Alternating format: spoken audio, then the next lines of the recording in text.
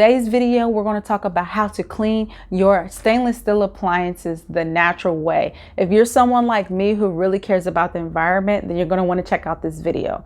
So if you're new here, welcome. My name is Amber Swanson. I am a professional house cleaner, and I'm going to share with you the tips and tricks that's going to help you save time and money. So with that being said, let's get started.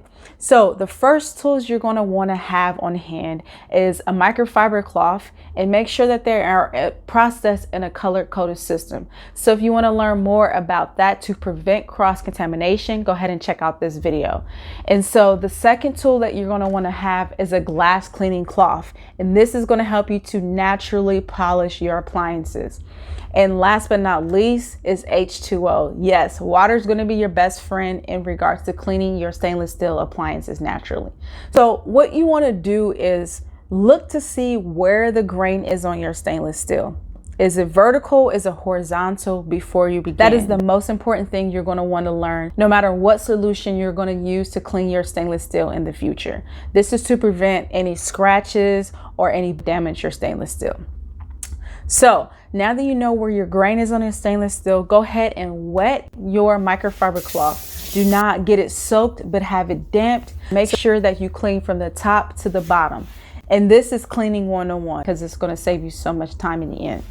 You want to make sure that you go back with your glass cleaning cloth and then go back through with the grain again on the stainless steel. And boom, you have your whole appliances cleaned and polished, all naturally, the fast and easy way to go about it. Now, if you notice that your stainless steel the end result does not meet your expectation, then there are a few things that may have occurred.